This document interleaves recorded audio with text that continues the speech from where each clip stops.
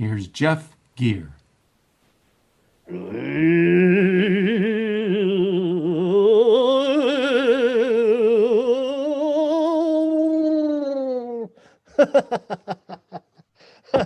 uh, uh, uh.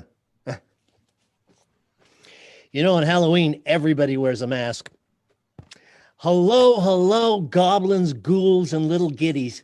This is the time when we celebrate that little intercession where the world of the living and the world of the dead rub shoulders. The story that I have to tell you tonight is real. So get closer to somebody you love, button down the hatches, and take this seriously into yourself. It is a privilege to share with you a true supernatural tale that I heard one day in the back of a bus coming back from telling stories. The story begins like this. Hello, hey, Mr. Jeff, you can tell stories to the kids. What kind of kids? Teenagers. You want me to scare the teenagers? Spooky kind. Spooky kind. I love to scare kids. I say, how many you got? Oh, about 50. We worked out the logistics. Some are fun, spooking teenagers. I love it. First was in Kamilo Iki near Hawaii Kai. We were going to tell stories for 30, 40 minutes like that. Get on the bus, drive out to behind Diamond Head. There's a triangle park there. Then we go up into Manoa, get some snacks. That'd be the end of the tour. Easy, fun. Okay. I pulled my car into Paki Park down by the zoo, got on the bus. Kids didn't know who I was. We got to Kamilo Iki up by Hawaii Kai, got off the bus, big school bus, yellow, 50 kids. Oh, I'm so excited. I love spooky stories. Hey, man, I don't care about spooky stories. Teenagers. They all get settled, and I'm starting to... Hey, here comes another school bus. And another school bus, and another school bus, 6 yellow school buses, 300 teenagers showed up. I do the best I can. There's no PA, no lighting. As the sun sets, I finish my first set of 40, 45 minutes of spooky stories. I get back in the bus. Now they know who I am. Hey, man, those stories were cool. Thanks. I'm sweating like crazy. Hey, man, can you tell us a story? Man, I just talked to you for 45 minutes. Yeah, but I mean, tell us a story. I tell him a story. Now the sun is down. We pull into Diamond Head, the Triangle Park. The summer fun park director. Oh, Mr. Jeff? Yeah? I got a light. What do you mean? He hands me a flashlight. So 300 hormone-laden teenagers are in the dark together while I'm jumping around trying to tell a spooky story with a flashlight. I do the best I can. I get back in the bus. We're headed for Manoa. I'm drenched with sweat. And, hey, man, that was cool. Can you tell us a story? I just talked to you for an hour and a half. No, tell us a story.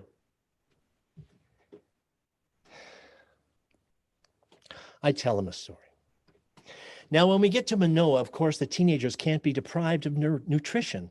So they all get a pop soda can, Coca-Cola or something. They all get a bag of chips. 300 teenagers fill the air while I tell stories with clack. 300. I do the best I can. I am drenched. I get back in the van, in the big yellow school bus. We're headed back to Paki. Thank goodness. Hey, man, those stories are cool. Tell us a story. Man, I just talked to you for 3 hours. Come on, why don't you tell me a story? Well, I mean, come on. You must have some spooky thing. Have you ever seen a ghost? I just said it off. I don't know. I didn't want to talk to the kid anymore. He was in my face. Have you ever seen a ghost? And I just happened to look over my shoulder. Have you ever seen a ghost? Sitting behind me She's gorgeous. She's wonderful. She's a round, full-bodied, aide, summer college kid.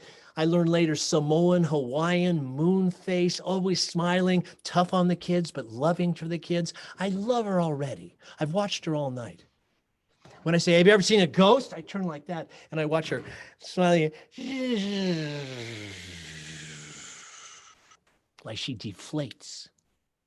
I look at the teenager. Hey man, when I take out the trash, the wind blows. Freaky!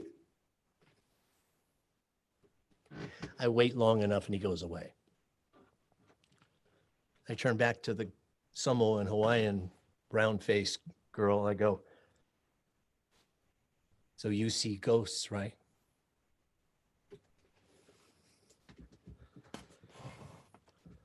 All my life I see ghosts. When I was a little girl, I used to go in the backyard and play with them. I didn't know they was dead. When my uncle, he lived out in Waianae, he hear about me, he say I what you call sensitive. And he go to the church, he get holy water. And he give it to my mama. And every night when I go to bed, my mama touch me with the holy water here, here, and on my feet. That's to keep the spirits from making trouble with me. But one night, she forgot. I was like maybe 15. And she forgot that. And I say, good night, Mama. She's watching TV. And I go in the bedroom. I close the door. I lay down in my bed. I don't remember nothing.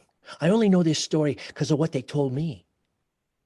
My mama says she's watching TV and she hear all kind of ruckus, all kind of screaming and crying, voices coming out of my bedroom. What the deal with the girl? She go and the mom opens the door and she says to the girl, hey, leave me alone. Leave me. She's kicking off the covers. Leave me alone. Leave me alone. She goes and gets my two brothers. The girl says, I got two brothers. They bigger than me. The brothers come with a girl kicking and fussing. They grab her arm, but the spirit's inside me so strong, they just throw him and he go against the wall. No can handle me. My mama called my uncle. What? You forgot the holy water? Forgot the holy water on her. Oh, this is bad. You know what's happening? The Opala spirits, the junk spirits when go inside the girl. That's what's making the trouble. The girl possessed. Well, there's nothing I can do from here. You got to bring the girl out to Waianae. Oh, this is bad. Get her in the car. Bring her out here. This is bad, you know. This is really bad. She says, now, my brothers no can handle me, so my mama goes next door. 5 Tongan football players, plus the father, come over, plus her 2 brothers and the mom. That's 9 adults. They wrestled the girl for 20 minutes. Each takes a limb. She's kicking and fussing. All kinds of voices are coming out of her. They finally wrestle her through the doorway, out through the living room, out the front door, into the van, shut the door. All the adults are trying to hold her down. She's kicking and fussing around. They drive the car from around Paki Park by the zoo, across the Ala Moana in front of the shopping center to turn on Paki Boulevard, Pi'ikoi, go out to the freeway, go to Waianae. You say, okay. But we never get that far. Because as we're going in front of the shopping center, my mama say, all of a sudden, all 4 of the tires blow out. Till they all flat, and my mama driving her car. She drive them and turn into Ala Moana Beach Park. Now the brother jumps out and goes to a gas station. That gas station has since been a 7-Eleven, and then it became a high-rise apartment building. But at the time, it was a gas station. And at that time, they even had pay phones that you put quarters into. She calls the uncle out in Waianae. What? The girl? The tires wouldn't blow out? Oh, this is bad. Okay, keep the girl in the car. Don't let her get out. I'm going to get in my car. I'll make it as fast as I can. I'm going to hele fast to get to you guys in the park. Don't let her out of the car. This is bad. This is really bad. I'll be there as fast as I can. The girl tells me that they told her for the next 45 minutes until the uncle comes, they're wrestling with the girl. She's throwing them off. Those spirits are cursing. They're flying against the van. The van is rocking back and forth to their bodies. And as soon as they come off, they come and jump back on top of her. They're trying to pile on. And one time they say that she throws them all off. And they tell me that my body stopped to float in the air.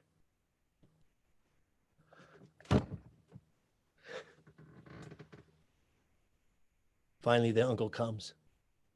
He throws open the door to the van. Okay, one more thing. I gotta get something. Take her. It won't be long. Hold her down.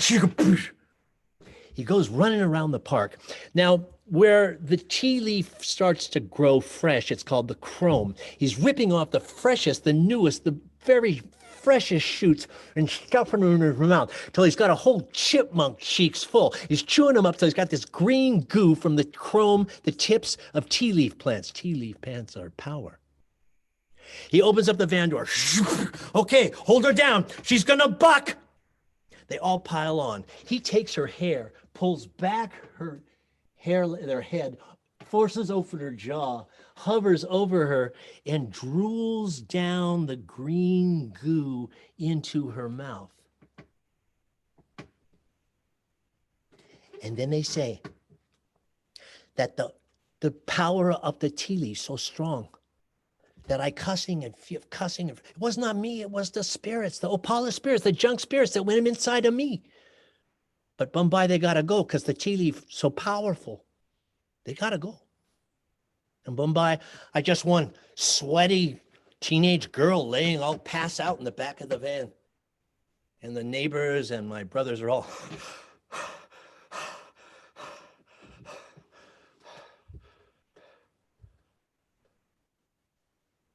my mom would drive us home.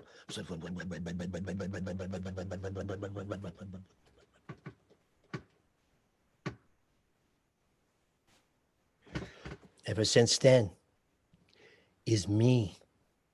Every night I take the holy water from the little jar, put them here, and on the top of my feet. Then I take one little square of tea leaf,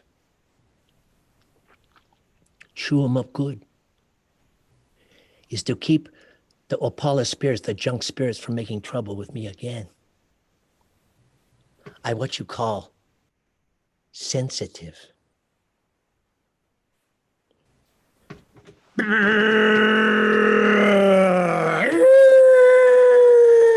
The buses reached back to Pocky Park. The kids are, yo, Mr. Jeff, high, low, too slow, guy, it was awesome, bye-bye. They're going down the stairs. I'm in the seat right behind that. My heart is going boom, boom, boom, boom, boom. What a story, what a story, what a story. She finally has her turn. She gets up, she walks past me. She's going down the steps, and I say, hey, thanks a lot for the story. She stops, she goes, that's no story. That's what happened to me when I was possessed by the spirits. That's for real. Right. Thanks. A couple weeks later, I showed up at Pocky Park to tell stories to the summer fun program. There she was. Big face, big smile. She said, aloha, Mr. Jeff. I made this for you. A lei. Tea leaf.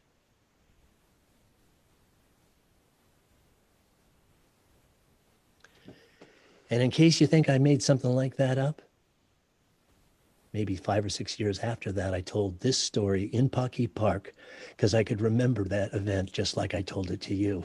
And at the end of it, this big, brown, Hawaiian Samoan kid came up to me. Hey, Mr. Jeff? Yeah? That's my auntie, and that story's for real.